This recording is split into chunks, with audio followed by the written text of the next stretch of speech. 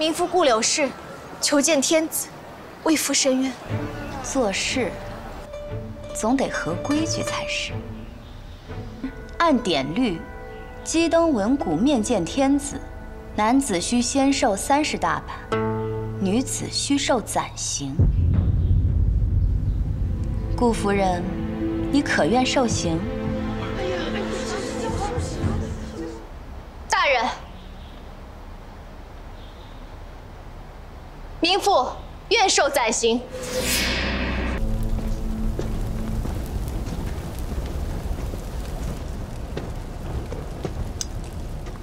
嘿呦，你这过得不错嘛！看来我娘是白操心了。怎么，来东都这么久，才想起有这么个舅舅？跟你娘说一声，安她的心。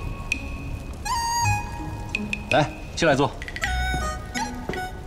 顾世友画地为牢，势不可入，我就不进去了，外边挺好。哼，随你。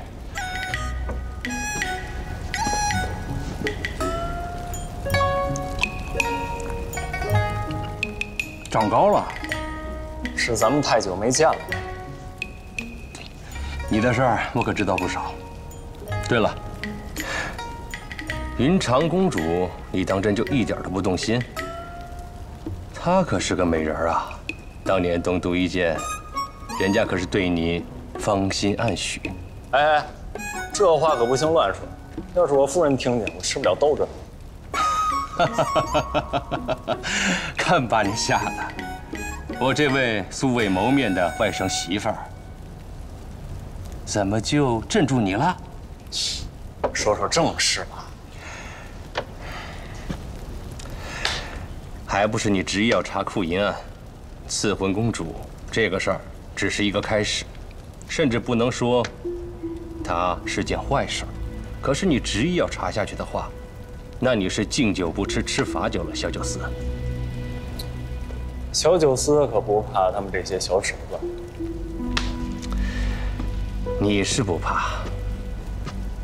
你知不知道你动了多少人的糕点？你的家人、你的朋友，还有我那素未谋面的外甥媳妇儿，都会因你而危险。你想过没有？我会护他们周全。那你也得有这个本事才行。 再说了，就算你把所有的贪官都查出来，那又怎么样？难道都参了？都撤职？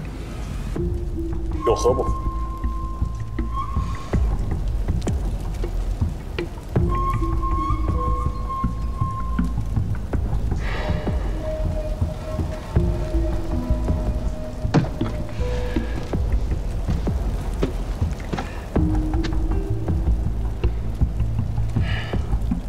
你先回去吧，免得你娘担心。